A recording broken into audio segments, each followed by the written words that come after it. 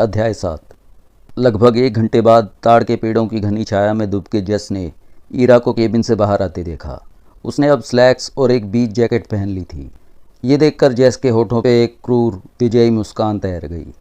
उसने देखा कि कैसे ईरा ने दर्द से कराहते हुए केबिन का दरवाज़ा बंद किया और चाबी को छत के बीम पर छिपा दिया। उसकी चाल में वो पुरानी अकड़ नहीं थी, वो टूटी हुई लग रही थी। TR4 में बैठकर जब वो चली गई तो जस ने एक गहरी सांस ली। वो उठा और एक लंबी अंगड़ाई ली। उसे एक अजीब सा सुकून और अपनी जीत का नशा महसूस हो रहा था। वो बेफिक्र होकर केबिन की तरफ बढ़ा, बीम से चाबी उठाई और किसी मालिक की तरह भीतर दाखिल हुआ। रोशनी जलाकर उसने अपना गंदा डफल बैग सोफे पे पटक दिया। अचानक उसे तलब लगी। वो कॉकटेल कैबिनेट की ओर लपका और एक गिलास में कड़क विस्की उड़ेल ली। रसोई से बर्फ़ के टुकड़े डालकर वो वापस लाउंज में आया और एक आरामदायक कुर्सी पे पसर गया। जैस, मेरे पुराने दोस्त, उसने मन ही मन खुद को थपथपाया। अब तुम राजा हो, ये जगह शानदार है, बस दिमाग से खेलना होगा। उस लड़की को उसकी औकात याद दिला दी है।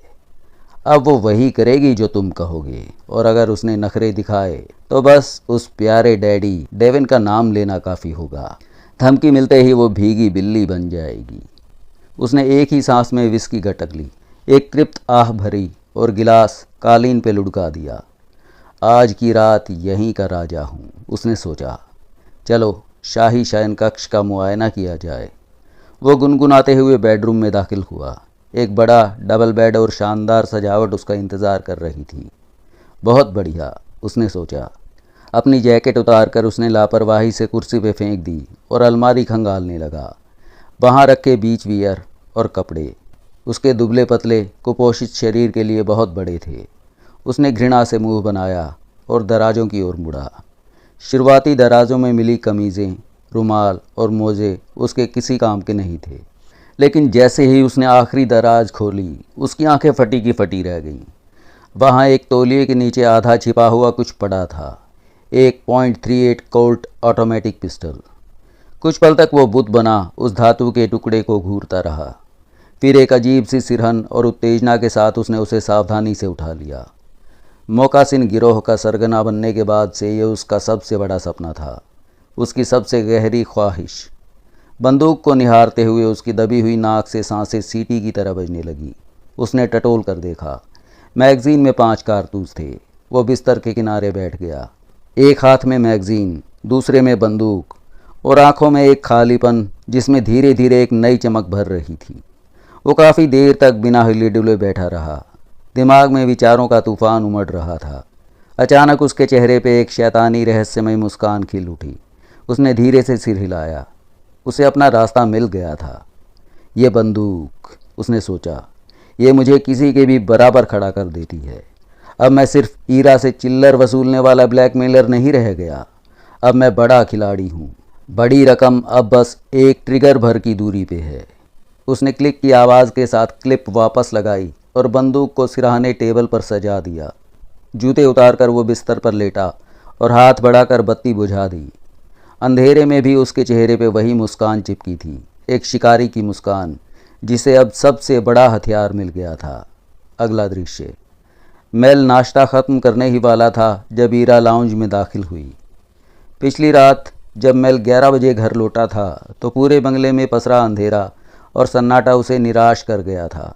वो ईरा को जगाकर अपनी खुशी साझा करना चाहता था, लेकिन उसका सुकून भंग ना हो ये सोचकर उसने अपने कदम रोक लिए थे। उधर बंद दरवाजे के पीछे ईरा ने राहत की सांस ली थी जब उसने मेल के कदमों को अपने कमरे से दूर जाते सुना था। वो पूरी रात सो नहीं पाई थी। उसका शरीर जैस की दी हुई चोटों से दुख रहा था, लेकिन मन की पीड़ा उससे कहीं गहरी थी। जैस अब क्या करेगा? ये सवाल किसी हथौड़े की तरह उसके दिमाग में बज रहा था। वो जानती थी कि जैस अब न्यूयॉर्क वापस जाने वाला नहीं था। उसने अपनी मूर्खता को कोसा, क्योंकि उसने उस दरिंदे को अपनी पूरी कहानी बता दी थी। अब वो पूरी तरह उसकी मुट्ठी में थी। उसे खुद पे घिन आ रही थी। क्या वो सचमुच कभी उस जानवर से प्यार करती थी? जैस के खौफ से बचने के लिए उसने एड्रेस के बारे में सोचा, लेकिन वहाँ भी सिर्फ अंधेरा था। वो भाग भी नहीं सकती थी। मेल तुरंत पुलिस को खबर कर देता और फिर सारी सच्चाई की परतें उधड़ जाती। जब मेल ने उसे देखा तो उसकी उड़ी हुई रंगत और थकी हुई आंखों ने उसे चौंका दिया। हेलो, उसने अखबार नीचे रखते हुए चिंता से पूछा। तुम बीमार लग रही हो, क्या रात को ठीक से नींद नहीं आई? नहीं, ऐसी बात नहीं है। ईरा बैठ गई और बेमन से अपने लिए कॉफ़ी उड़ेलने लगी।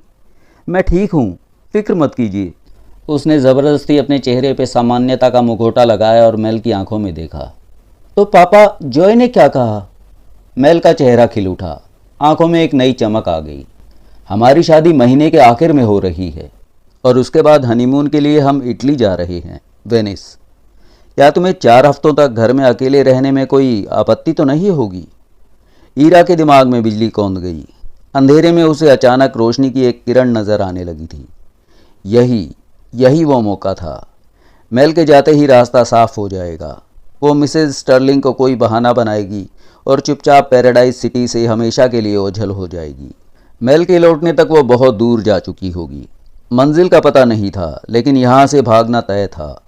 नहीं, बिल्कुल नहीं, उसने अपनी आवाज़ को स्थिर रखते हुए कहा। क्या आपने कोई योजना बनाई है? वेनिस, मेल ने स्वप्निल भाव से कहा। सुना है नई शुरुआत के लिए उससे बेहतर जगह कोई नहीं। ईरा ने अपनी कॉफ़ी का आखिरी घूंट भरा। बहुत अच्छा है। मेरी शुभकामनाएं पापा। थैंक्स बेटा। मेल अपनी कुर्सी से उठा और उसके पास आया। उसने बड़े प्यार से अपना हाथ उसके कंधे पर रखा। उसका स्पर्श गर्म और आश्वस्त करने वाला था। आप और जॉय, आप दोनों एक दूसरे को बहुत पसंद करोगे। वो झुका और ईरा के गाल पे वात्सल्य भरा एक चुंबन अंकित कर दिया। ईरा पत्थर की मूर्ति बन गई। वो स्पर्श, वो स्नेह, उसके भीतर भावनाओं का एक ऐसा तूफान उठा जिसे संभालना मुश्किल हो गया। अपराध बोध, शर्म और दुख का एक ज्वार उमड़ पड़ा। वो झटके से खड़ी हो गई, जैसे उस कुर्सी पे कांटे उगाए हों। मुझे अब जाना होगा। आज रात मिलते हैं पापा। उसकी आवाज़ कांप रही थी। वो नज़रें चुराते हुए तेज़ कदमों से कमरे से बाहर निकल गई। मेल वहीं खड़ा रह गया, हाथ अब भी हवा में था। उसकी आंखों में हैरानी और एक अनजाना सवाल था। बाहर TR-4 के इंजन की गरज और फिर उसके दूर जाते हुए शोर ने सन्नाटे को और गहरा कर दिया। मेल ने एक गहरी सांस ली, सिर हिलाया और अपना ब्रीफकेस उठा लिया, ये सोचकर कि शायद ये सिर्फ उसकी घबराहट थी। अगला दृश्य। 11 बजने के कुछ ही देर बाद तहखाने की सीढ़ियों पर कदमों की आहट हुई। एक बेहद सजी धजी और प्रभावशाली महिला नीचे उतर रही थी। वो कोई और नहीं बल्कि करोड़पति इस्पात व्यापारी की पत्नी श्रीमती मार्क गारलैंड थी।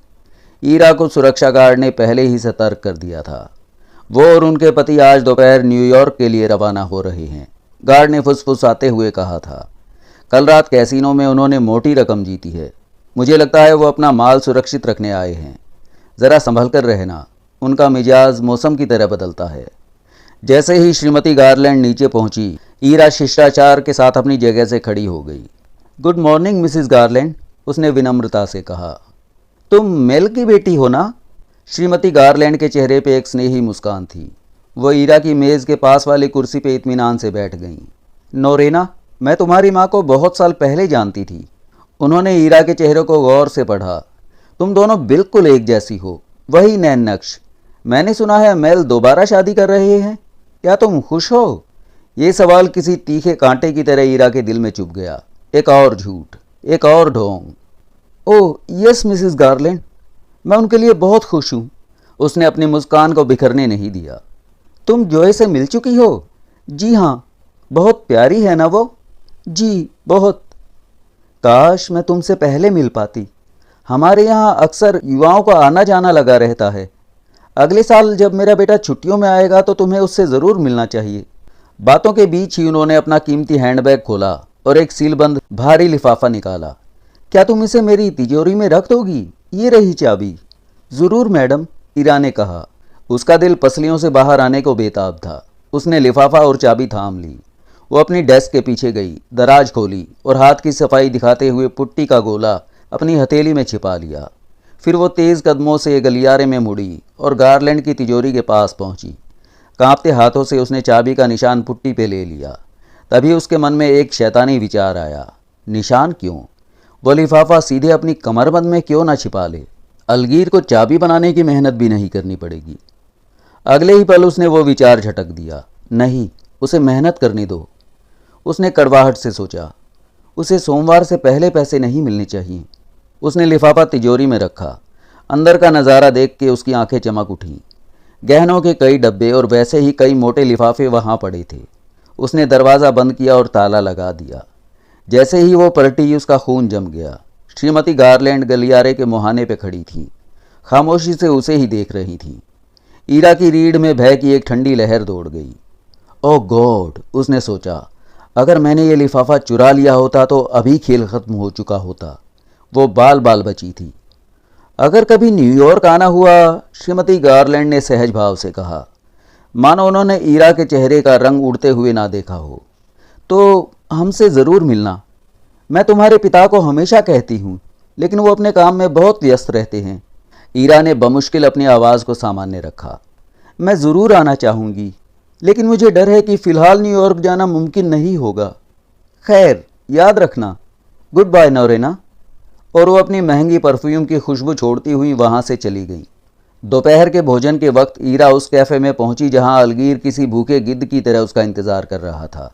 तो क्या हुआ? ईरा के पास आते ही उसने बेसब्र होकर पूछा। ईरा ने बिना एक शब्द कहे चाबी के निशान वाला माचिस का डब्बा उसकी ओर बढ़ा दिया। किसका है? Mrs mark garland. माल है अंदर? हाँ, काफ़ी सारा। अलगीर की आंखों में लालच की चमक आ गई। उसने डब्बा अपनी जेब में रखा और ईरा के करीब झुककर फुसफुसाया। ठीक है, लेकिन सुन ले, अगर तूने झूठ बोला तो मुझे बताने की ज़रूरत नहीं कि तेरा हश्र क्या होगा। ये तेरा आखिरी मौका है, छोटी कमीनी, याद रखना। ईरा ने उसे एक नफरत भरी निगाह से देखा और बिना जवाब दिए कैफ़े से बाहर निकल गई। उसका दिमाग इतना सुन्न और विचारों में उलझा हुआ था कि उसे सड़क के उस पार खड़ी एक खस्ताहाल फोर्ड कार पर ध्यान ही नहीं गया। उस फोर्ड में जस बैठा था। उसके पतले होठों से सिगरेट लटक रही थी। अलगीर अपनी जीत के नशे में इतना चूर था कि उसे भी अपनी ब्यूक के पीछे लगे इस खतरे का आभास नहीं हुआ। जैसे ही अलगीर की गाड़ी आगे बढ़ी, जस ने फोर्ड का गियर बदला। उसके चेहरे पे एक क्रूर मुस्कान थी। शिकारी अब शिकार का पीछा कर रहा था और रास्ता सीधा एड्रिस के अपार्टमेंट की तरफ जाता था। अगला दृश्य। फ्रेड हैस ने रेत के टीले पे खुद को सहज किया और एक संतुष्टि भरी डकार ली। एक बेहतरीन पिकनिक लंच, सूरज की गुनगुनी धूप, हल्की हवा और लहरों का शोर, सब कुछ बिल्कुल वैसा था जैसा वो चाहता था। पुलिस मुख्यालय की भागदौड़ से दूर ये वीकेंड उनके लिए एक वरदान जैसा था। वो अपनी पत्नी मारिया और बेटे फ्रेड जूनियर के साथ समुद्र के किनारे था, लेकिन जैसा कि अक्सर होता है, इस सुहाने सपने में एक ही खलल थी, जूनियर। हैस ने अपने पेट पे हाथ फेरते हुए सोचा, अगर ये बच्चा थोड़ा कम बिगड़ैल होता। उसे बच्चे पसंद थे, लेकिन जूनियर की बात अलग थी। वो हमेशा यही सोचता था कि अगर किसी बच्चे की पीठ पे 2-4 थप्पड़ जड़ने की सख्त ज़रूरत है तो वो उसका अपना बेटा ही है। लेकिन मारिया, जो एक ममतामयी माँ होने के साथ साथ एक सख्त पत्नी भी थी, उसे जूनियर को हाथ भी नहीं लगाने देती थी। फिलहाल शांति थी। मारिया जूनियर को लेकर पानी के पास गई थी, जहाँ वो उछल कूद मचा रहा था। हैस ने झपकी लेने का ऐलान कर दिया था। जूनियर को यह मंजूर नहीं था। वो गेंद खेलना चाहता था। बहस हुई और मारिया, जो हैस के ब्लड प्रेशर को लेकर हमेशा फिक्रमंद रहती थी, जूनियर को खींच के दूर ले गई। यही तो जिंदगी है, हैस ने आंखें मूंदते हुए सोचा। डिटेक्टिव्स के पसीने से भरे कमरे और ड्यूटी सार्जेंट मिस्टर जो बीगलर की याद ने इस सुकून को और बढ़ा दिया।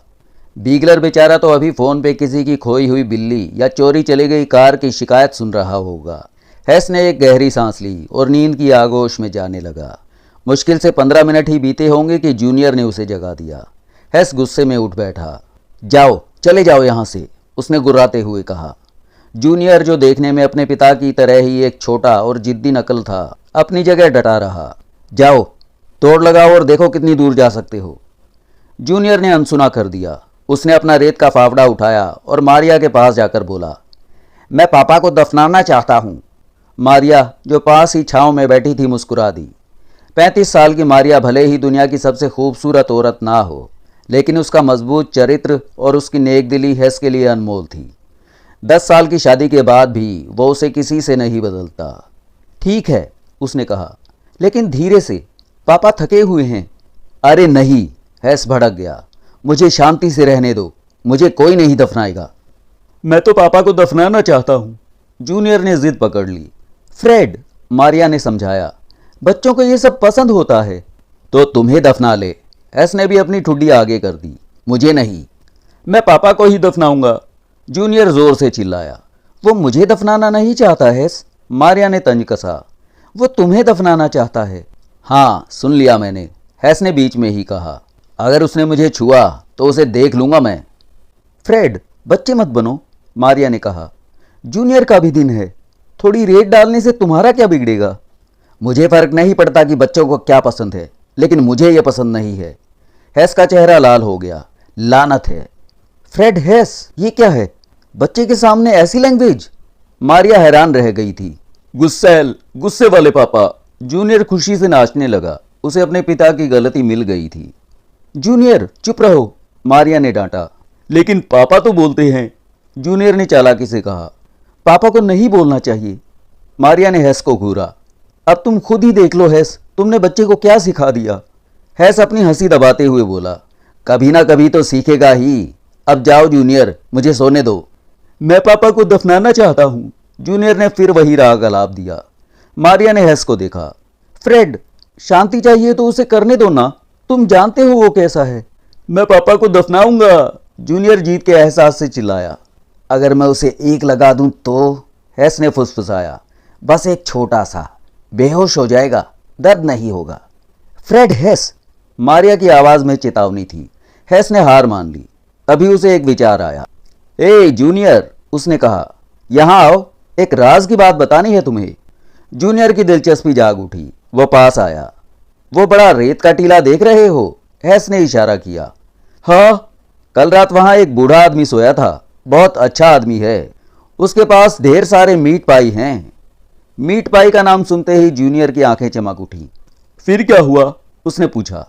फिर तेज हवा चली और रेत ने उसे और उसके सारे पाई को दबा दिया। हैस ने कहानी गढ़ी। वो अब भी वही है। अगर तुम उसे खोद कर निकालोगे तो वो तुम्हें सारे पाई दे देगा, रसीले मीट और मक्खन वाली पेस्ट्री के साथ। हैस के मुंह में खुद पानी आ गया। वो अब तक मरा नहीं? जूनियर ने शंका जताई। अरे नहीं, ठीक है वो। जाओ, उसे बचाओ और पाई ले लो। आप हेल्प नहीं करेंगे पापा?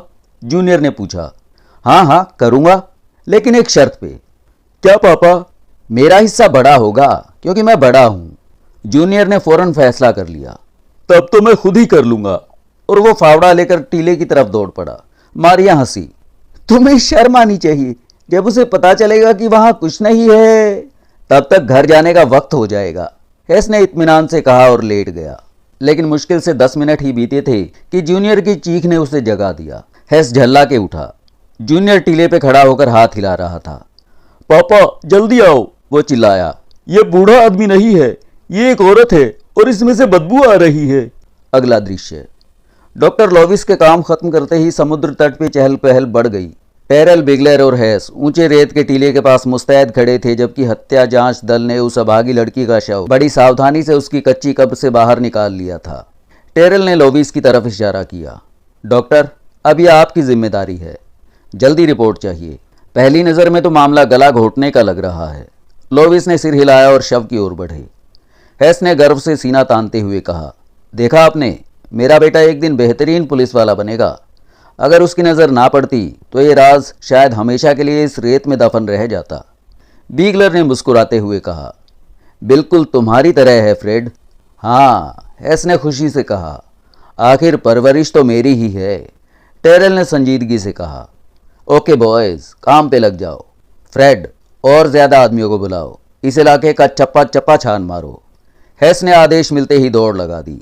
बीगलर ने शव की तरफ देखते हुए कहा, चीफ, चेहरा इतना बिगड़ चुका है कि पहचानना मुश्किल होगा, और हत्यारा शातिर है। ना कपड़े हैं ना कोई सामान। पिछले 6 हफ्तों से कोई गुमशुदगी की रिपोर्ट वगैरह? टेरल ने पूछा। हमारे जिले में तो नहीं, बीगलर ने जवाब दिया। ठीक है, डॉक्टर की शुरुआती राय का इंतज़ार करते हैं। फिर तुम हेडक्वार्टर्स लौटो और मीडिया को अलर्ट करो। कल के अखबार और आज रात के टीवी पे इसकी खबर होनी चाहिए। इस काम को तुम संभालो जो।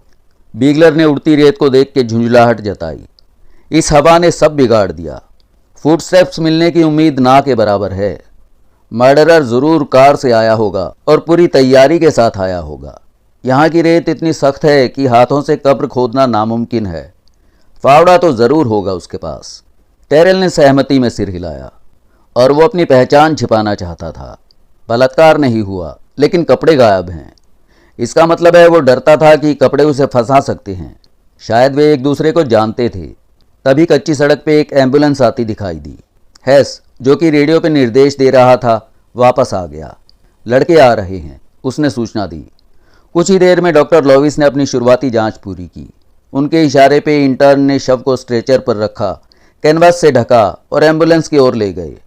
टेरल और बिगलर डॉक्टर के पास पहुंचे। तो डॉक्टर, क्या कहते हैं आप? मर्डर है, लोविस ने साफ लफ्जों में कहा। गला घोटा गया है। मौत करीब 6 हफ्ते पहले हुई। शव काफ़ी सड़ चुका है, लेकिन संघर्ष के निशान साफ हैं। चेहरे पर भी चोटें हैं। पूरी रिपोर्ट मुर्दा घर में जांच के बाद मिलेगी। और बलात्कार? नहीं, बलात्कार नहीं हुआ। टेरल और बीगलर ने एक दूसरे को देखा। मकसद अभी भी पहेली बना हुआ था। उम्र 17 से 19 के बीच। कोई पहचान चिन्ह? नहीं। जन्म से गोरी? हाँ। गर्भवती थी? टेरल को अभी भी किसी मकसद की तलाश थी। नहीं, वो कुंवारी थी। लोविस ने अपना बैग उठाया और चले गए। टेरल ने निर्देश दिए, जो तुम जाओ, मायामी में पता करो कि इस उम्र की कोई लड़की गायब तो नहीं है। अगर वहाँ कुछ ना मिले तो दायरा बढ़ाओ। मीडिया का पूरा इस्तेमाल करो। पहचान ही हमारी सबसे बड़ी उम्मीद है। बीगलर के जाने के बाद टेरल हेस के पास आया। कुछ मिला फ्रेड? मर्डर यहाँ नहीं हुआ, हेस ने कब्र का मुआयना करते हुए कहा। नाक और मुंह से खून आया होगा, लेकिन यहाँ कोई निशान नहीं है। लड़कों के आते ही मैं उन टीलों की तलाशी लूँगा, उसने इशारा किया। शायद वहीं कुछ सुराग मिले। ठीक है। टेरल ने डूबते सूरज को देखा। अंधेरा होने चला है। आज के लिए इतना काफ़ी होगा। मैं हेडक्वार्टर्स जा रहा हूँ, बाकी तुम संभाल लेना। 4 घंटे बाद टेरल अपने डेस्क पे बैठा था। उसने अपनी पत्नी कैरोलिन को फ़ोन किया कि उसे देर हो जाएगी। उसने शॉर्ट में सारे मामले की जानकारी दी। यह मामला काफ़ी उलझा हुआ है, उसने कहा। तभी बीगलर कमरे में आया। टेरल ने फ़ोन रखा और पूछा, कुछ पता चला? नहीं, कुछ नहीं। मायामी और जैक्सनविले में कोई रिपोर्ट नहीं। डॉक्टर की रिपोर्ट आ गई है। टेरल ने रिपोर्ट पढ़ी। गला घोंट के बेरहमी से हत्या की गई है। हायोइड हड्डी और नाक टूटी हुई है। हत्यारे में गजब की ताकत थी। कोई ऑपरेशन या जन्म का निशान नहीं है। नाखून और बाल सलीके से संवरे हुए थे। अच्छे घर की लगती है। दांत बिल्कुल सही हैं, इसीलिए डेंटल रिकॉर्ड से भी मदद नहीं मिलेगी। कॉफ़ी पीते हुए बीगलर ने पूछा, फ्रेड का क्या हुआ? वो अभी भी वहीं रुका हुआ है। आर्क लैंप मंगवा लिए हैं उसने। तुम तो जानते ही हो उसे, बिना कुछ ढूंढे वो मानेगा नहीं। कुछ देर बाद टेरल ने कहा, मैं घर जा रहा हूँ, 2 घंटे में लौटूंगा। आज रात शायद ही कुछ और मिले। जैसे ही वो जाने को मुड़ा, दरवाज़ा खुला और पसीने से लथपथ लेकिन आंखों में चमक लिए हैस भीतर आया। चीफ, मुझे वो जगह मिल गई है जहां उसे मारा गया था, उसने हांफते हुए कहा। और साथ ही ये भी मिला। उसने बीगलर की मेज़ पे एक हल्के नीले रंग का टूटा हुआ चश्मा रख दिया। चश्मे का दायां लेंस गायब था। ये शव से 3 फीट दूर एक झाड़ी के नीचे मिला। बीगलर, टेरल और लेप्स्की चश्मे के इर्द गिर्द जमा हो गए। बताओ फ्रेड, टेरल ने उत्सुकता से पूछा। हम टीलों में गए थे, हैस ने बताया। हाईवे 4A से एक पगडंडी आती है। वहाँ घास दबी हुई थी और रेत उखड़ी हुई थी। संघर्ष करने के निशान साफ साफ हैं। रेत और पत्तियों पे खून भी मिला है। एक झाड़ी के पीछे जूते के निशान मिले हैं। हत्यारा वहीं घात लगाए बैठा था। जैसे ही वो आई उसने हमला किया होगा और चश्मा गिर गया। टेरल ने लेंस को गौर से देखा। पावर काफ़ी ज़्यादा है इसकी। लेप्स्की, इसे लैब भेजो। अगर लेंस दुर्लभ हुआ तो काम बन जाएगा। और फ्रेड, दूसरे लेंस के टुकड़े मिले क्या? हाँ चीफ, ये रहे। हैस ने एक लिफाफा थमा दिया। टेरल ने राहत की सांस ली। फ्रेड, मैं अपने ऑफिस में हूँ, रिपोर्ट तैयार करो। उसने मन ही मन शुक्रिया अदा किया। अंधेरे में एक किरण मिल गई थी। टिकी एड्रिस ने अपनी आंखें खोली और पलकें झपकाते हुए घड़ी देखी। 8:30 हो चुके थे। सुबह की तीखी धूप पर्दों से छनकर बिस्तर तक पहुंच रही थी। दूसरे कमरे से अलगीर के खर्राटों की आवाज़ आ रही थी। रात भर जागकर वो चाबी घिसता रहा था, जबकि एड्रेस ला कॉकटेल रेस्टोरेंट से तड़के 3 बजे लौटा था। उस चाबी का ख्याल आते ही एड्रेस के बदन में बिजली सी दौड़ गई। रेस्टोरेंट में उसने गारलैंड के एक दोस्त को ये कहते सुना था कि उस परिवार ने कैसीनो की आखिरी रात $1 लाख से ज़्यादा की रकम जीती है। अगर श्रीमती गारलैंड ने उस रकम का आधा भी तिजोरी में रखा हो तो अलगीर की सारी मेहनत वसूल थी। कुछ पल उसने सोने की कोशिश की, लेकिन लालच और उत्तेजना ने उसकी नींद उड़ा दी थी।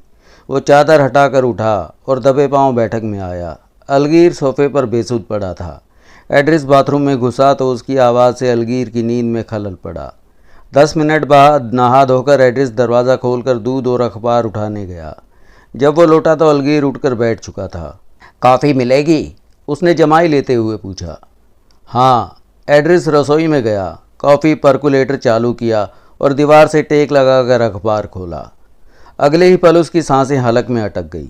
अखबार की सुर्खियां चिल्ला रही थीं। उसके हाथ कांपने लगे, मुंह सूख गया और दिल की धड़कनें हथौड़ी की तरह बजने लगीं। कोरल कोव में अज्ञात गोरी लड़की की लाश मिली, गला घोंटकर हत्या। कॉफ़ी उफनने लगी, लेकिन एड्रिस को होश नहीं था। वो हैस के मोटे बेटे की तस्वीर को घूर रहा था। गुस्से और सदमे का ऐसा ज्वार उठा कि उसका मन किया कि अलगीर का अभी जाकर गला घोंट दे।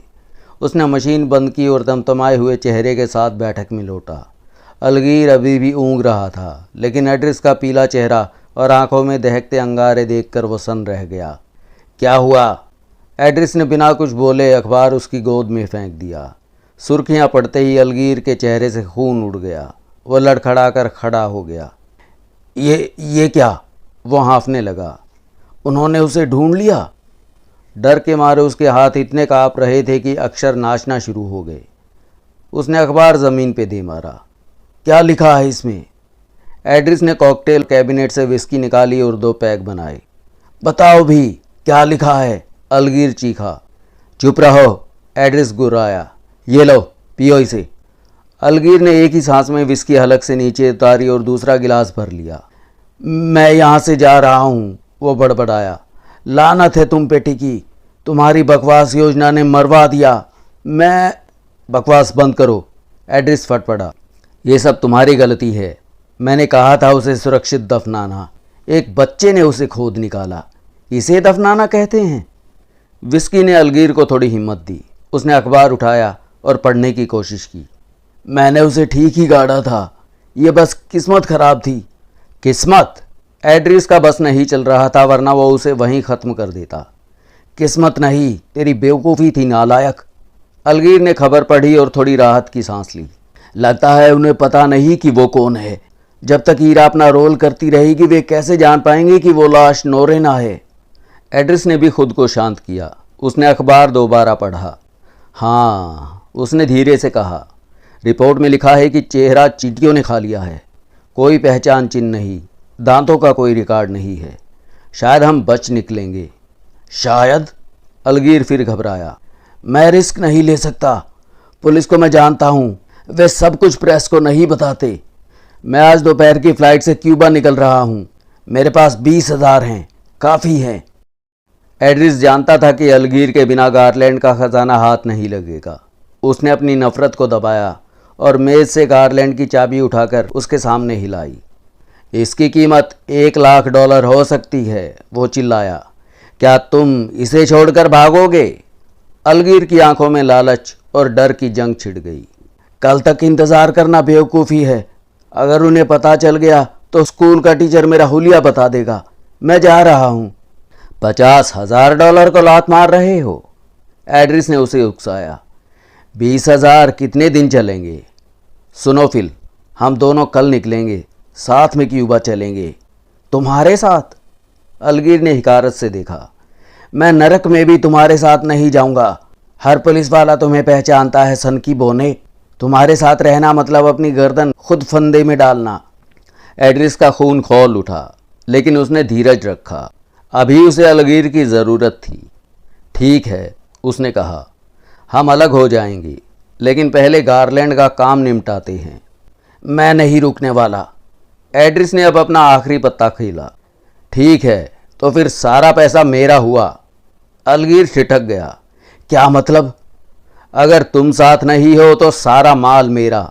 मैं ईरा से लिफाफा निकलवा लूँगा, उसे बस अपनी ड्रेस में छिपाना है।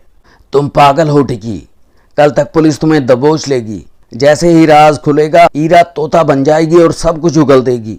उन्हें इतनी जल्दी पता नहीं चलेगा। एड्रिस ने आत्मविश्वास का नाटक किया।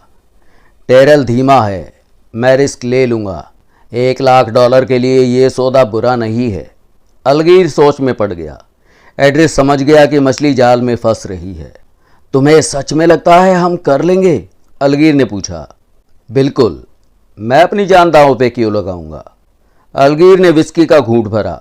$50,000 छोड़ना उसे भी गवारा नहीं था। अच्छा, उसने धीरे से कहा, मैं कल दोपहर की फ़्लाइट ले लूँगा। अगर डर लग रहा है तो अभी भाग जाओ, एड्रिस ने ताना मारा। मुझे तुम्हारे हिस्से की भी ज़रूरत है। चुप कर, अलगीर गुर्राया। आधा पैसा मेरा है और मैं उसे लेकर ही जाऊंगा। ठीक है, जैसा तुम चाहो, एड्रिस ने कहा और वापस कॉफ़ी बनाने चला गया। मन ही मन एड्रिस ने अलगीर को कोसा। वो जानता था कि अब पैराडाइज सिटी में उसका वक्त ख़त्म हो चुका है। उसे यहाँ से निकलना होगा, शायद मैक्सिको। वहाँ ऐश की ज़िंदगी जी जा सकती है। और अलगीर? एड्रिस के होठों पे एक क्रूर मुस्कान तैर गई। हीरो बनने के बदले अलगीर को हिस्सा नहीं, सिर्फ पीठ में खंजर मिलने वाला था। अगला दृश्य। कुछ लोगों के लिए वो तपता हुआ रविवार पलों में बीत गया, लेकिन ईरा के लिए नहीं। ईरा के लिए वक्त जैसे ठहर सा गया था। उसे लग रहा था कि ये दिन कभी ख़त्म नहीं होगा। हर पल एक सदी जैसा भारी था। 10 बजते बजते मेल जॉय से मिलने निकल गया। उनका पूरा दिन बीच केबिन के एकांत में बिताने का कार्यक्रम था। जाते जाते उसने ईरा से भी साथ चलने का आग्रह किया, लेकिन ईरा ने बड़ी नज़ाकत से इनकार कर दिया। आप दोनों प्रेमी एकांत चाहते हैं, मैं कबाब में हड्डी क्यों बनूं? उसने अपनी आवाज़ में एक झूठी खनक और लापरवाही लाते हुए कहा, जैसे उसे ज़रा भी फर्क ना पड़ता हो। मैं क्लब चली जाऊंगी, आप फिक्र मत कीजिए। मेल के जाते ही घर में सन्नाटा पसर गया। वो अपने कमरे में लौटी और खुली खिड़की के पास बैठ गई। अब उसके पास गिनती के 12 दिन बचे थे। 12 दिन, और फिर ये सब कुछ एक सपना बनकर रह जाएगा। उसे ये नहीं पता था कि वो कहाँ जाएगी, लेकिन उसे भविष्य का डर भी नहीं था। वो सड़कों पर पली बड़ी थी, अपना ख्याल रखना बाखूबी जानती थी, लेकिन जिस बात का अफसोस उसे भीतर ही भीतर खाए जा रहा था वो था मेल, ये घर और ये कमरा छोड़ने का दुख। ये वो आशियाना था जिसे उसने पहली बार अपना माना था। उसने सिगरेट सुलगा ली और पैर खिड़की की चौखट पर टिका दिए। धुएं के साथ साथ उसकी कड़वाहट भी बाहर निकल रही थी। ये सोचकर ही उसे घिन आ रही थी कि एड्रिस और अलगीर उस पैसों को लेकर रफू चक्कर हो जाएंगे जिसे चुराने में उसने मदद की थी। लेकिन वो लाचार थी। उनका भांडा फोड़ने का मतलब था खुद को आग में झोंकना। तसल्ली बस इतनी थी कि उनके जाने के बाद कम से कम चोरी का यह सिलसिला थम जाएगा। लेकिन अगले 12 दिनों तक उसे उन गिद्धों के लिए चाबियों के निशान बनाने का नाटक जारी रखना होगा। ये ख्याल किसी फांस की तरह उसे चुभ रहा था। काफ़ी उधेड़बुन और आत्ममंथन के बाद आखिरकार उसने तय कर लिया था कि मेल और जॉय के हनीमून पर जाते ही वो क्या करेगी। उसकी योजना साफ थी। वो गाड़ी से बीच केबिन जाएगी। वहाँ वो पैराडाइज सिटी की इस सभ्य लड़की का लिबास उतारेगी, अपने सुनहरे बालों को वापस स्याह काला रंगेगी और अपनी पुरानी पहचान ओढ़ लेगी। कार को वहीं छोड़कर वो पैदल हाईवे तक जाएगी, जहाँ से मायामी के लिए ग्रेहाउंड बस पकड़ेगी और वहाँ से अगली मंजिल टेक्सास। उसने जो पैसे बचाए थे वे नई शुरुआत के लिए काफ़ी थे। टेक्सास की भीड़ में खोकर वो कोई नौकरी ढूंढ लेगी और ज़िंदगी फिर से पटरी पर आ जाएगी। अगला दृश्य। अलगीर के लिए वो दिन किसी अंतहीन सज़ा जैसा था। वो रेडियो से चिपका बैठा रहा, पल पल की खबरें सुनता रहा और बाहर कदम रखने के ख्याल से भी उसकी रूह काँप रही थी। एड्रिस के साथ हुई भिड़ंत को लेकर वो रह रहकर खुद को कोस रहा था। रात के करीब 10 बजे भारी मन से उसने एयरपोर्ट फ़ोन किया और अगले दिन दोपहर की हवाना जाने वाली फ़्लाइट में सीट सुरक्षित की। सामान पैक करने के बाद उसके पास करने को कुछ नहीं था, सिवाय पसीना बहाने और अखबार में नोरैना के शव मिलने वाली खबर को बार बार पढ़ने के। हर शब्द उसके अपराध बोध और डर को और गहरा कर रहा था। दूसरी तरफ एड्रिस ने खुद को काफ़ी हद तक शांत कर लिया था। जब अलगीर फ़ोन पे बिजी था, वो चुपके से अपार्टमेंट से निकलकर ला कोकविल रेस्टोरेंट पहुंचा। वहां उसने मैनेजर लुई से एक भावुक झूठ बोला कि न्यूयॉर्क में उसका एक पुराना दोस्त मौत की घड़ियां गिन रहा है और उसे फ़ौरन जाना होगा। लुई ने रूखेपन से जवाब दिया। जाना है तो जाओ, लेकिन याद रखना गैर हाजिरी का कोई वेतन नहीं मिलेगा। एड्रिस का मन हुआ कि वो लुई के चेहरे पे थूक दे, लेकिन उसने संयम बनाए रखा। मैं समझता हूँ सर, मैं जितनी जल्दी हो सकेगा लौटूंगा, लेकिन शायद 10 दिन निकल जाएं। आपको जो परेशानी होगी उसके लिए मुझे दुख है, उसने बेहद शालीनता से कहा। लेकिन जैसे ही वो ऑफिस से बाहर निकला, उसने बंद दरवाजे की ओर एक भद्दा इशारा किया और सीधे एयरपोर्ट जाकर मैक्सिकन फ्लाइट में अपनी सीट बुक करा ली। दोपहर ढल चुकी थी। पैराडाइज सिटी लौटकर उसने अपनी मिनी कार पार्क की और पास के एक बार में जा बैठा। उसने double whisky on the rocks और सैंडविच का ऑर्डर दिया ही था कि सन अखबार का पत्रकार बर्ट हैमिल्टन उसके बगल वाले स्टूल पे आ बैठा। और सुनाओ मेरे यार, क्या हालचाल हैं? हैमिल्टन ने धीमी आवाज़ में पूछा। एड्रिस ने एक बनावटी मुस्कान चेहरे पे ओढ़ ली। सब बढ़िया है बर्ट, तुम बताओ। बुरा हाल है भाई, हैमिल्टन ने विस्की का ऑर्डर देते हुए कहा। पूरी रात उस मर्डर केस की वजह से जागना पड़ा। पढ़ा क्या तुमने? हाँ बिल्कुल। एड्रिस ने अपना गिलास खाली करते हुए दूसरा ऑर्डर दिया। तुम्हारी खबरें तो मैं रोज़ पढ़ता हूँ। कुछ नया पता चला है उस बारे में? अभी तो कुछ नहीं, किसी को अंदाज़ा भी नहीं कि वो लड़की आखिर है कौन, हैमिल्टन ने सिर हिलाते हुए कहा। सच कहूँ तो मुझे नहीं लगता कि कभी पता चलेगा भी। पूरे फ्लोरिडा में उसके हुलिये की कोई गुमशुदगी दर्ज नहीं है। पुलिस अब न्यूयॉर्क और बाकी राज्यों में हाथ पांव मार रही है। वो शायद कहीं बहुत दूर से आई थी। एड्रिस ने सावधानी से उसकी आंखों में झांका।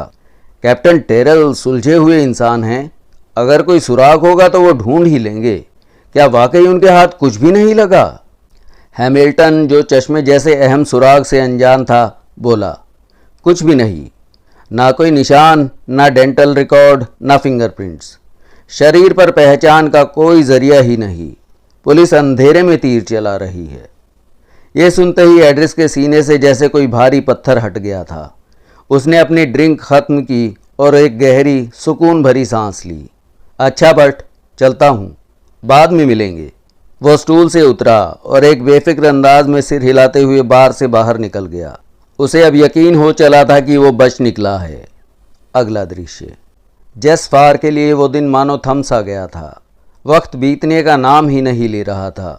पकड़े जाने के डर ने उसे समुद्र तट के एक ऐसे वीरान हिस्से में दुबकने पे मजबूर कर दिया था जहां दूर दूर तक कोई नहीं हो। वह नहीं चाहता था कि किसी की भी नज़र उस पर पड़े। उसे पता था कि अगली सुबह उसे एक बड़े मिशन को अंजाम देना है और तब तक के लिए उसका गायब रहना ही उसके लिए सबसे बड़ी सुरक्षा थी। उसे ईरा की वो चेतावनी बार बार याद आ रही थी। तुम्हारे ये कपड़े ही तुम्हें पुलिस के हवाले कर देंगे। वो कोई जोखिम नहीं उठाना चाहता था। अगर वो खुद को बचा सकता था तो वो कोई कसर नहीं छोड़ना चाहता था। इसी सावधानी के चलते उसने तय किया कि वो शहर के किसी होटल में जाने की बजाय अपनी किराए की कार में ही रात गुजारेगा। वो अपने साथ खाने पीने का ज़रूरी सामान पहले ही रख लाया था। दिन भर उसने बस यही किया, तन्हा लहरों के बीच तैराकी की। एक के बाद एक सिगरेट सुलगाता रहा और शराब के घूंटों के साथ अपनी घबराहट को शांत करने की कोशिश की। जेस को अकेलेपन से नफरत थी। उसे भीड़ और शोर पसंद था। उस सुनसान किनारे पे बीत रहा एक एक पल उसे सदियों जैसा भारी लग रहा था। उसे बस इंतज़ार था तो उस ढलती शाम और आने वाली सुबह का। अगला दृश्य। जहां अपराधी भागने की फिराक में थे, वहीं हत्या जांच दल के लिए वक्त पंख लगाए उड़ रहा था। हेडक्वार्टर्स का हर कोना एक्टिव था। लेबोरेटरी के एक्सपर्ट मुलाजिमों ने रात भर की मेहनत के बाद उस टूटे हुए चश्मे से कुछ अहम जानकारियां जुटा ली थीं।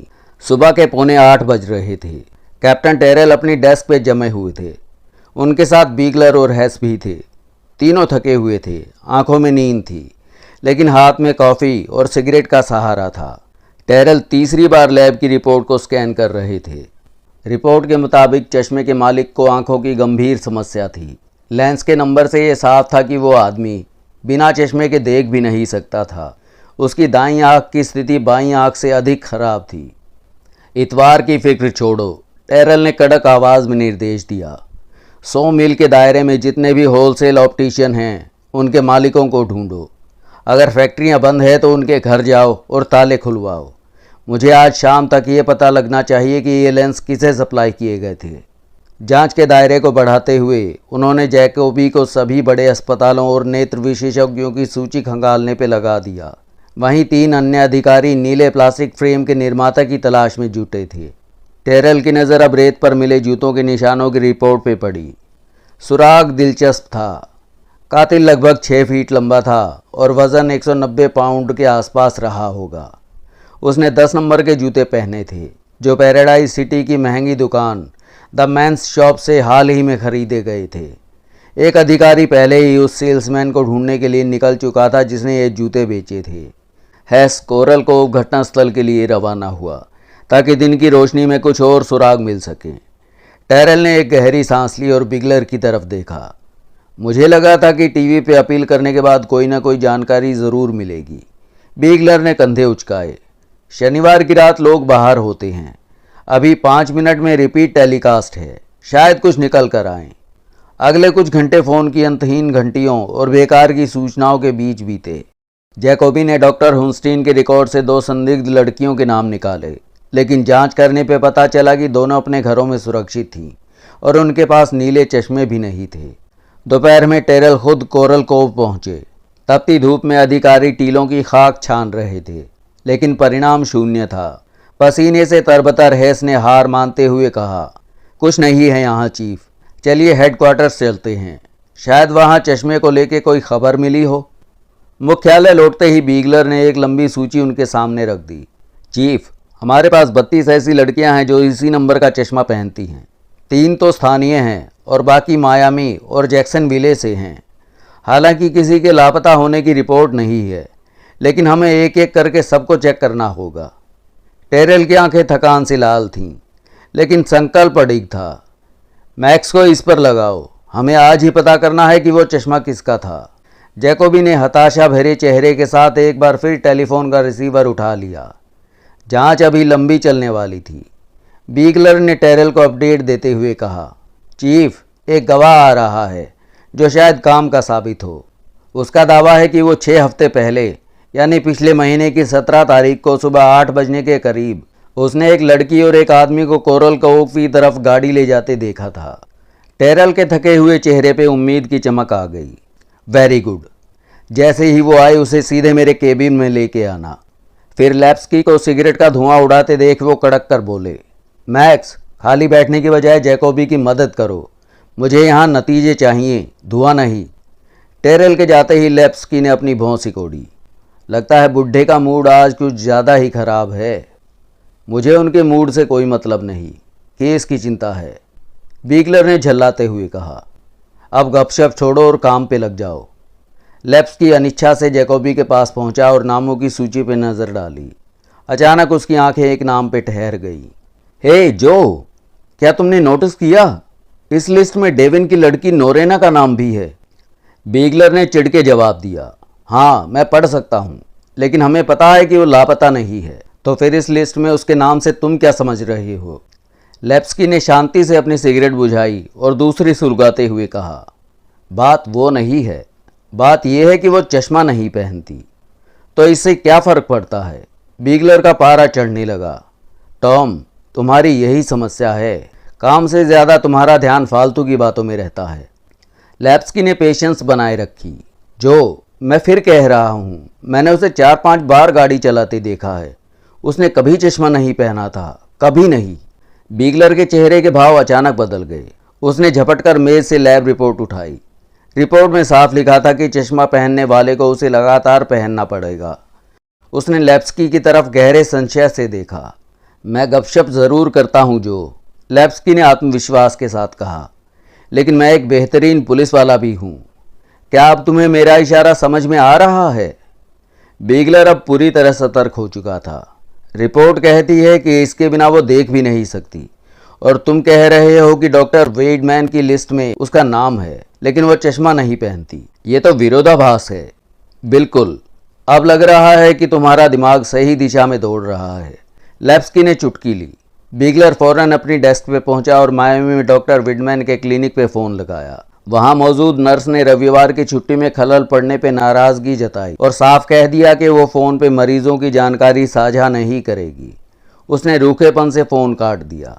बदतमीज़ औरत, बीगलर ने रिसीवर पटकते हुए कहा। टॉम, अपनी सुस्ती छोड़ो और फौरन माया में निकलो। डॉक्टर का इंतज़ार मत करो। वो जहाँ भी हो उन्हें ढूंढ निकालो। हमें ये गुत्थी सुलझानी ही होगी। घुटन भरे और गर्म कमरे से बाहर निकलने का मौका पाकर लेपेस्की फुर्ती से खड़ा हुआ। समझो काम हो गया सार्जेंट, उसने कहा और कमरे से बाहर निकल गया। तभी मेज़ पे रखे टेलीफोन की घंटी एक बार फिर चीख उठी। डेस्क सार्जेंट चार्ली ने सूचना दी। जो मिस्टर हैरी टूसल हाजिर हैं। उनका कहना है कि वे उसी सिलसिले में आए हैं जिसके लिए आपने अपील की थी। टूसल वही व्यक्ति थे जिन्होंने फ़ोन पे दावा किया था कि उन्होंने कोरल कोव की ओर एक संदिग्ध जोड़े को जाते देखा है। बीगलर ने अपनी मेज़ से उठते हुए हल्के मजाक में कहा, उन्हें भीतर भेज दो चार्ली, कहीं वे अपना इरादा ना बदल लें। हैरी टूसल एक लंबे चौड़े और गठीले बदन के व्यक्ति थे। उन्होंने एक सस्ता लेकिन करीने से इस्त्री किया हुआ सूट पहना था। उनके आत्मविश्वास और लहजे से बीगलर ने फौरन अंदाज़ा लगा लिया कि वो किसी कंपनी के सेल्समैन होंगे और उनका अनुमान बिल्कुल सटीक था। वक्त निकालने के लिए शुक्रिया मिस्टर टूसल, बीगलर ने हाथ मिलाते हुए कहा। हमारे मुख्य अधिकारी आपसे व्यक्तिगत रूप से मिलना चाहते हैं। क्या आप मेरे साथ चलेंगे? जी बिल्कुल, टूसल ने विनम्रता से जवाब दिया। बस उम्मीद है कि मेरी जानकारी आपके किसी काम आ सके और मैं आपका कीमती वक्त बर्बाद ना करूं। बीगलर उन्हें कैप्टन टेरल के कार्यालय में ले गए और उनका परिचय कराया।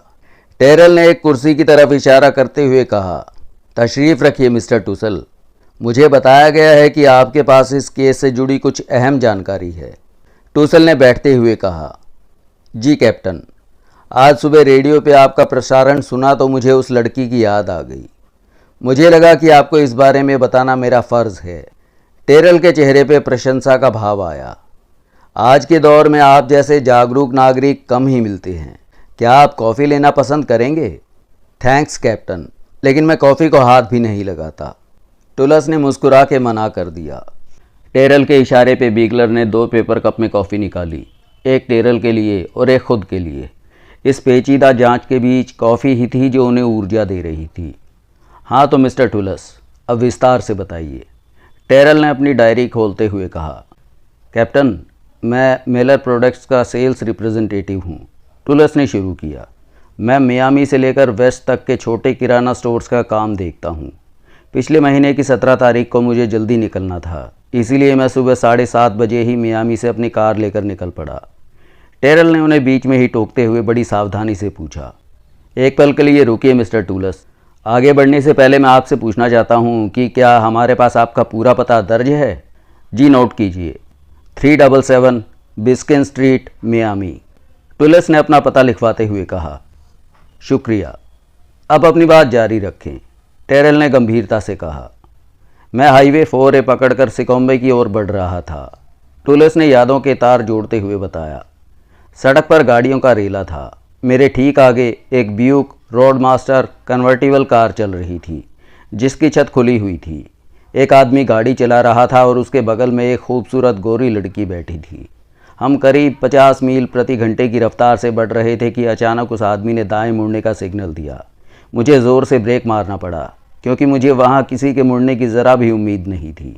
लेकिन ऐसा क्यों? टेरल ने अपनी पैनी नज़रें टुलस पर टिका दी। कैप्टन, सारा ट्रैफिक सिकोम्बे की तरफ जा रहा था। जिस रास्ते पे उसने गाड़ी मोड़ी वो कोरल को जाने वाली एक उबड़ खाबड़ कच्ची सड़क है। वर्किंग डेज में वहाँ कोई नहीं जाता, वो तो सिर्फ इतवार को पिकनिक मनाने की जगह है। मैं खुद अपने बच्चों को लेके वहाँ जाता हूँ, इसीलिए मुझे पता है। जिस वक्त आप उधर गए उस वक्त समय क्या रहा होगा? सुबह के 8 बजे के कुछ देर बाद का ही लगभग समय था। मुझे एक बात और खटक रही थी, उन दोनों ने समंदर के किनारे के हिसाब के कपड़े नहीं पहने थे। फिर जब मैंने रेडियो पे आपकी अपील सुनी तो मुझे लगा कि दाल में कुछ काला है।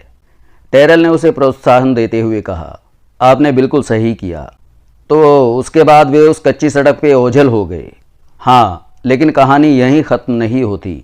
कुछ वक्त बाद मैंने उस आदमी को फिर से सिकोम्बे में देखा। टेरल और बीगलर के कान खड़े हो गए। टेरल ने फ़ौरन पूछा, पहले उस लड़की के बारे में बताइए, क्या आप उसका हुलिया समझा सकते हैं? वो कोई 17-18 साल की रही होगी। उसने सफ़ेद कमीज़ और एक छोटी काली टोपी पहनी थी। और हाँ, एक ख़ास बात और, उसने नीले फ्रेम वाला चश्मा लगा रखा था। टेरल और बीगलर ने खामोशी से एक दूसरे की तरफ देखा। नीला चश्मा, मुकम्मल सुराग मिल चुका था। बीगलर ने आगे बढ़ के पूछा, अब ज़रा उस आदमी के बारे में बताइए, आपने उसे दोबारा कहाँ देखा? मैं सिकोम्बे में अपना काम ख़त्म करके बस टर्मिनल के पास पेट्रोल भरवा रहा था, टुलस ने बताया। तभी वही ब्यूक कार वहाँ आकर रुकी। मैंने कार और उस आदमी दोनों को फ़ौरन पहचान लिया। वो गाड़ी से उतरा और टर्मिनल की बेंच पर बैठी एक लड़की की तरफ बढ़ा। एक मिनट, टेरल ने हैरानी से टोका, उस पहली लड़की का क्या हुआ जो कार में उसके साथ कोरल कोव गई थी? इस बार वो उसके साथ नहीं थी। कार में वो आदमी इस वक्त अकेला था, टुलस ने सपाट लहजे में कहा। टेरल और बीगलर ने एक बार फिर गहरी नज़रों से एक दूसरे की तरफ देखा। कमरे में सन्नाटा छा गया। अब ये साफ था कि उन 2 घंटों के भीतर कोरल कोव की उस सुनसान सड़क पे कुछ बहुत ही भयानक घटा था। तो आपका मतलब है कि उसने तुरंत ही किसी दूसरी लड़की को फांस लिया? टेरल ने अविश्वास से पूछा। जी कैप्टन, मुझे बिल्कुल वैसा ही लगा। टुलस के चेहरे पे एक कुटिल मुस्कान तैर गई। देखिए, मैं एक खुशहाल शादीशुदा इंसान हूँ और मेरे 3 बच्चे हैं, लेकिन उस लड़के का आकर्षण ही ऐसा था कि उसे नज़रअंदाज करना नामुमकिन था। टर्मिनल पे मौजूद हर शख्स की आंखें उसी पे टिकी थीं। उसमें वो नैसर्गिक कामुकता थी जो विज्ञापनों में दिखने वाली किसी मॉडल में भी नहीं होती। खैर, वो आदमी उसके पास गया और कुछ कहा। लड़की ने उसे पलटकर जवाब दिया और ना जाने क्या कहा कि वो आदमी आग बबूला हो गया। उसका चेहरा गुस्से से तमतमा उठा और वो अपनी कार की तरफ मुड़ गया। टुलस ने आगे बताया, मैंने आज तक किसी को इतनी जल्दी इतना उग्र होते नहीं देखा। मेरी दिलचस्पी बढ़ गई थी क्योंकि अभी 1 घंटे पहले ही मैंने उसे किसी और लड़की के साथ सुनसान रास्ते पे जाते देखा था और अब वो इस नई ग्लैमरस लड़की के सामने आपा खो रहा था। मुझे लगा कि लड़की ने उसे ठुकरा दिया है, लेकिन तभी वो उठी और उसके पीछे गई और चुपचाप कार में बैठ गई। वे पैराडाइज सिटी की तरफ निकल गए और वही आखिरी बार था जब मैंने उन्हें देखा। क्या आपने कार का नंबर नोट किया? टेरल ने उम्मीद से पूछा। नहीं, नंबर पे मेरा ध्यान नहीं गया। बस इतना याद है कि वो एक ब्यूक रोडमास्टर कन्वर्टिबल थी। उसका रंग 2 रंगों में थी, लाल और नीला। मुश्किल से 1 साल पुरानी लग रही थी। और वो आदमी? बीगलर ने सवाल किया। उसका हुलिया कैसा था? वो किसी ऊंचे ओहदे वाले पुलिस अधिकारी या बैंक मैनेजर जैसा रौबदार लग रहा था, टुलस ने विवरण दिया। लंबाई करीब 6 फुट, चौड़े कंधे और वजन लगभग 200 पाउंड। वो बहुत हैंडसम था, गोरा रंग, लेकिन धूप में थोड़ा तपा हुआ। उसकी मूछें बहुत सलीके से कटी हुई थीं। उसने भूरे रंग की हैट और हल्के भूरे रंग की जैकेट पहनी थी। वह दिखने में काफ़ी रईस लग रहा था। जो बीगलर अचानक सतर्क होकर आगे की तरफ झुका। उसके दिमाग की याददाश्त के किसी कोने में एक घंटी बजी थी। मिस्टर टुलस, उसकी उम्र कितनी रही होगी? यही कोई 38 से 40 के बीच। उसके चेहरे पे कोई ऐसी चीज़ जो अलग से नज़र आए, कोई ख़ास निशानी? टुलस ने कुछ पल सोचा और फिर याद करते हुए कहा, विशेष तो नहीं, पर हाँ, उसकी ठुड्डी में एक गहरा गड्ढा था। इससे उसे किसी फिल्म स्टार जैसा आकर्षक लुक मिलता था। जैसे ही ठुड्डी के गड्ढे का जिक्र आया, बीगलर की आंखों में चमक आ गई। टेरल ने उम्मीद भरी नज़रों से बीगलर की तरफ देखा और बिना एक पल गवाए बीगलर ने झपटकर टेलीफोन का रिसीवर उठा लिया। मैक्स, जल्दी से फिल अलगीर की वो फाइल लाओ जो न्यूयॉर्क पुलिस विभाग ने भेजी थी। वही शातिर धोखेबाज, याद है ना? बीगलर ने रिसीवर पर लगभग चिल्लाते हुए कहा। कैप्टन टेरल ने अपनी घनी भौहें सिकोड़ी।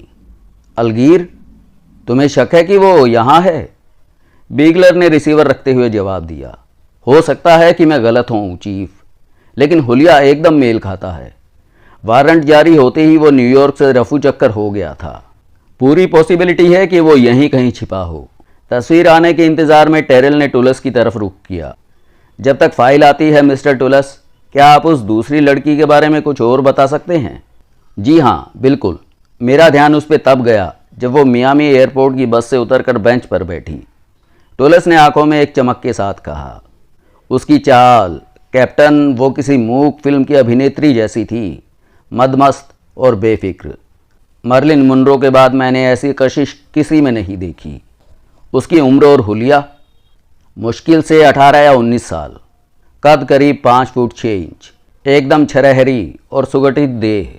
उसने गहरे रंग की स्वेट जैकेट, तंग काली पैंट और सिर पर सफ़ेद स्कार्फ बांध रखा था। वो साफ तौर पर किसी लंबे सफ़र से आ रही थी। उसी वक्त जैकोबी कमरे में दाखिल हुआ और डेस्क पर एक फ़ाइल पटक कर चला गया। बीगलर ने फ़ौरन से भी पेशतर फाइल खोली, न्यूयॉर्क से आई एक ब्लैक एंड वाइट तस्वीर निकाली और उसे टुलस के सामने रख दिया। क्या यही वो आदमी है? बीगलर की आवाज़ में भारी तनाव था। टुलस ने तस्वीर को कुछ पल गौर से देखा, फिर दृढ़ता से सिर हिलाया। जी हाँ, कोई शक नहीं, यही वो आदमी है। टुलस के जाते ही कमरे का माहौल बदल गया। टेरल ने कुर्सी से उठते हुए कहा, आखिरकार हमें एक सिरा मिल ही गया। जो तुम अलगीर के पीछे लग जाओ। वो शायद अब भी पैराडाइज सिटी में हो, हालांकि मुझे लगता है कि वो भागने की फिराक में होगा। कुछ ही पलों में सार्जेंट हेस को अंदर बुलाया गया। टेरल ने संक्षिप्त लेकिन कड़े शब्दों में उसे ब्रीफ किया। हेस, हमें फिल अलगीर को ढूंढना है, लेकिन उससे पहले उस लड़की का पता लगाओ जिसे उसने बस टर्मिनल से उठाया था। वो सुबह 8:15 के आसपास एयरपोर्ट बस से उतरी थी, जिसका मतलब है कि वो न्यूयॉर्क की फ़्लाइट से आई होगी। वही लड़की हमें अलगीर के बिल तक पहुंचाएगी। जाओ फ्रेड, मियामी एयरपोर्ट और बस रिकॉर्ड्स की खाक छान मारो। अगला दृश्य, सार्जेंट हेस मियामी हवाई अड्डे के एयर कंट्रोल ऑफिस में दाखिल हुए। उनके पुलिस बैज को देखते ही वहां काम कर रही क्लर्क फ़ौरन काउंटर पे आ गई। पैराडाइज सिटी पुलिस, हेस ने संक्षिप्त परिचय दिया। मुझे पिछले महीने की 17 तारीख को सुबह 7:30 बजे न्यूयॉर्क से आई फ्लाइट के यात्रियों की लिस्ट चाहिए। लिस्ट मिलने तक हेस वहीं एक बेंच पर बैठ गए। कैप्टन टेरल न्यूयॉर्क पुलिस के कांटेक्ट में थे और अलगीर के खिलाफ एक बड़ा सर्च ऑपरेशन शुरू हो चुका था। हेस के दिमाग में एक ही बात घूम रही थी, अलगीर एक शातिर ठग था, लेकिन उसका पिछला रिकॉर्ड हिंसक नहीं था। फिर वो अचानक हत्यारा कैसे बन गया? तभी लेडी क्लर्क यात्रियों की सूची लेकर लौटी। हेस ने 32 नामों पर नज़र दौड़ाई और अचानक एक नाम देखकर ठिठक गए, ईरा मार्श। मार्श? उनके माथे पे बल पड़ गए।